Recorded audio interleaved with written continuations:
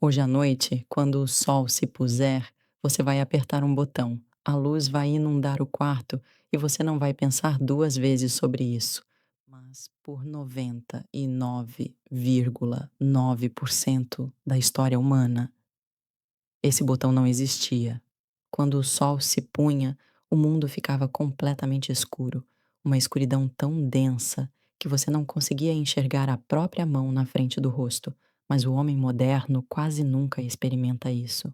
Por mais de 300 mil anos, cada um dos seus ancestrais passou metade da vida na mais absoluta escuridão. Eles não tinham sequer velas na maior parte do tempo, apenas o céu negro, as estrelas e qualquer fogo que conseguissem manter vivo.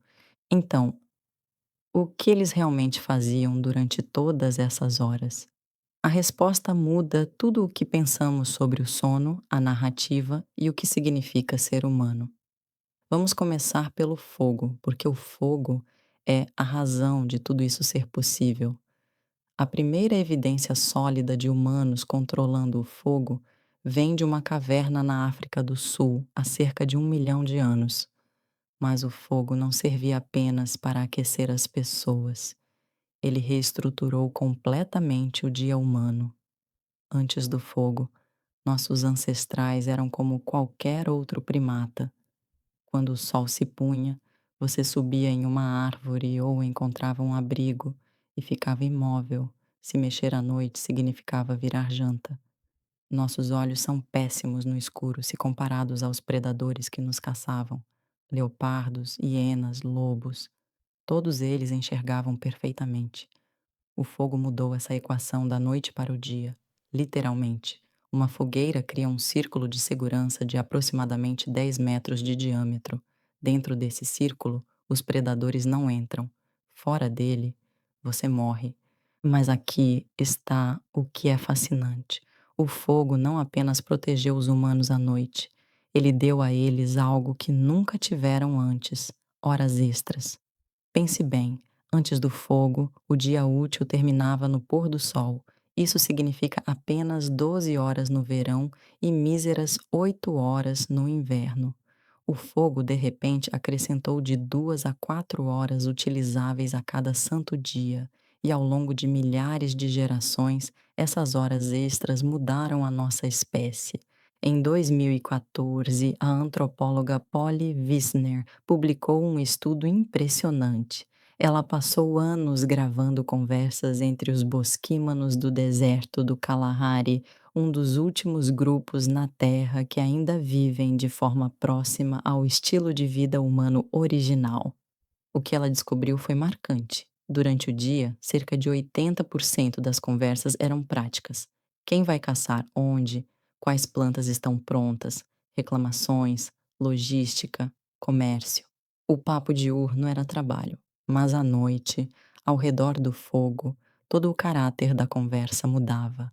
À noite, 81% das conversas eram histórias, contos de pessoas em lugares distantes, aventuras, mitos sobre as origens do mundo e piadas que faziam o acampamento inteiro rir. Wisner argumentou que a conversa ao redor do fogo é onde a cultura humana nasceu. A fogueira foi o teatro original, a sala de aula original, a igreja original. Foi ali que os humanos aprenderam a pensar além do presente imediato e a imaginar coisas que ainda não existem. Foi ali que nos tornamos nós. Mas a noite não era apenas sobre histórias ao redor do fogo. Havia outra coisa acontecendo, algo que os cientistas só redescobriram nos últimos 30 anos. Você não foi projetado para dormir da maneira que dorme agora. Em 2001, o historiador Roger E. Kirsch publicou um artigo que mudou a ciência do sono. Ele passou 16 anos revirando registros históricos e encontrou algo que ninguém esperava. Mais de 500 referências, abrangendo séculos, livros de orações dos anos 1400, registros judiciais, diários, textos médicos, cartas de pessoas comuns. Todos mencionavam a mesma coisa: o primeiro sono e o segundo sono. Antes da era industrial, as pessoas não dormiam em um bloco contínuo. Elas iam para a cama logo após o pôr do sol, dormiam por cerca de 4 horas e acordavam. Ficavam acordadas por 1 ou 2 horas no meio da noite e depois voltavam a dormir por mais 4 horas até o amanhecer. Isso não era insônia, isso era o normal. Era assim que todos os humanos no planeta dormiam há milhares de anos. E o que as pessoas faziam durante esse período acordadas no meio da noite? De tudo. Um médico francês do século XVI recomendava que os casais concebessem filhos nessa janela, porque seria melhor. As pessoas visitavam vizinhos, interpretavam seus sonhos enquanto ainda estavam frescos, escreviam ou simplesmente ficavam deitadas na cama, no escuro, pensando. Um manual médico dos anos 1500 aconselhava os pacientes que o melhor momento para estudar e refletir era durante a vigília, como eles chamavam, as horas calmas entre o primeiro e o segundo sono, quando a mente estava tranquila e o mundo estava imóvel. Aí a ciência confirmou o que a história já dizia. Em 1992, o psiquiatra Thomas Weir realizou um experimento. Ele pegou um grupo de voluntários e removeu toda a luz artificial de suas vidas por um mês. Eles passaram a vivenciar 14 horas de escuridão todas as noites, exatamente como nossos ancestrais antes do fogo.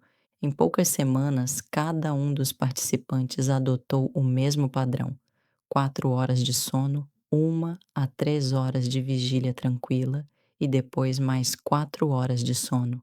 Ninguém mandou que fizessem isso. Seus corpos simplesmente fizeram, como se um programa antigo estivesse esperando dentro deles o tempo todo, enterrado sob séculos de luz artificial. Os cientistas mediram os níveis hormonais durante o período acordado e descobriram algo notável. Os participantes estavam em um estado diferente de qualquer estado normal de vigília. Seus cérebros produziam níveis elevados de prolactina, o mesmo hormônio liberado durante a meditação. Eles descreveram a sensação como pacífica, reflexiva, quase meditativa. Não era apenas um intervalo no sono, era um estado de consciência próprio que a maioria dos humanos modernos nunca experimentou. Então, o que matou esse estado? A resposta é mais simples do que você imagina: a luz. Nos anos 1600, as cidades começaram a instalar lampiões de rua. Paris foi uma das primeiras, porque o rei queria reduzir o crime. A noite, que antes era um lugar de perigo e medo, lentamente tornou-se navegável. Depois vieram as velas mais baratas, as lâmpadas a gás nos anos 1800. E então, em 1879, Thomas Edison comercializou a lâmpada elétrica. Em uma geração, a noite, como os humanos a conheciam por 300 mil anos, desapareceu.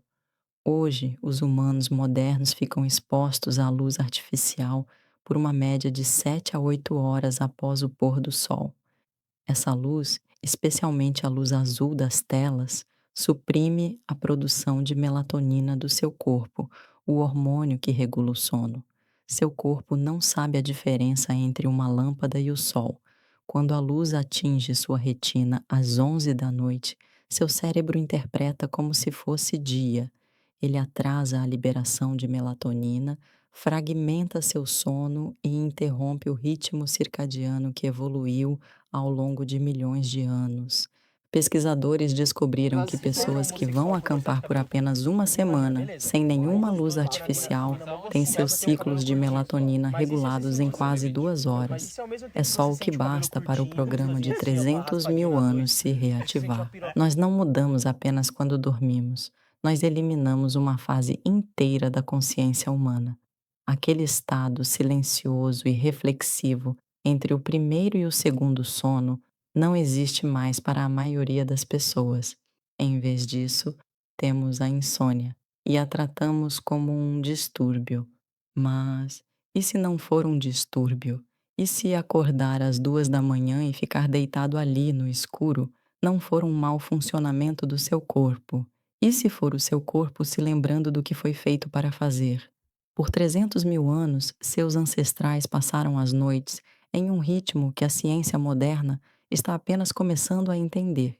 Eles se reuniam ao redor do fogo e contavam histórias que construíram civilizações.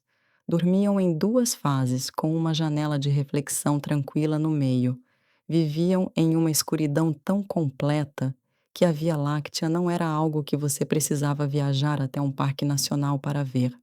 Era apenas o céu.